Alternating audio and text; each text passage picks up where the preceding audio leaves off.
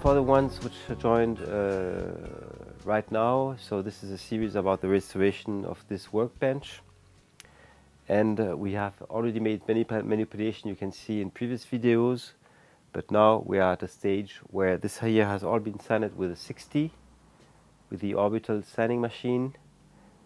And what we'll be doing now also for putting these joints at the right level, we'll be using a 60 very quickly because it has already been sanded with 60, and then we'll make the work with 120 paper, the whole surface to be restored, and then we go for 240, and then it will be ready for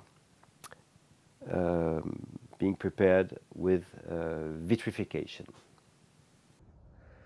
So now it's very rough because we sanded with 40-60, and now I'll be sanding with the orbital machine with a 60.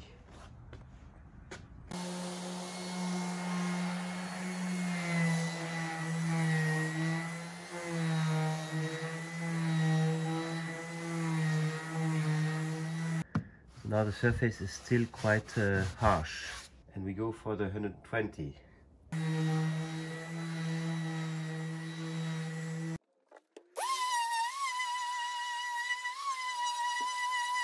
Now we finished with the 120, so we'll be going for the 240. And as I said already, these papers are getting used much quicker than the other ones. Let's go.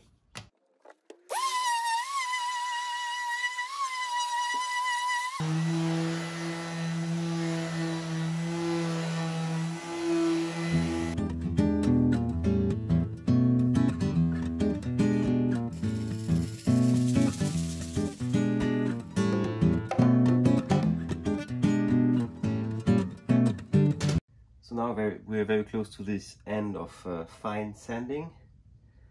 So now I'm taking the brush for removing the remaining dust, and then I will make a quality control for making sure that the 240 really made the job everywhere.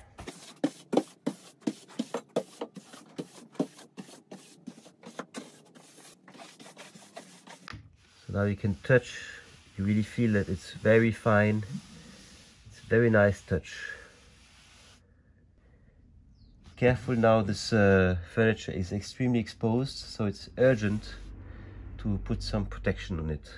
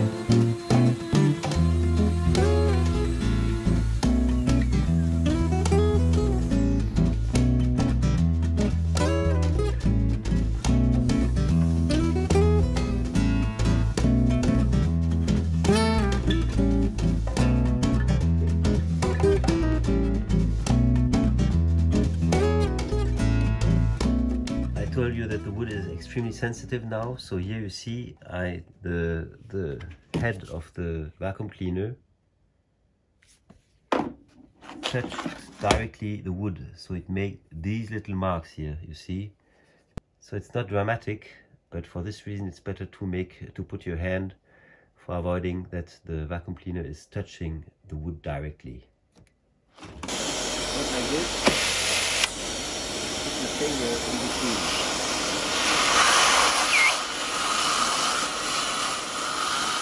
As we made many efforts for these works here, we won't get depressed by these little traces left by the vacuum cleaner.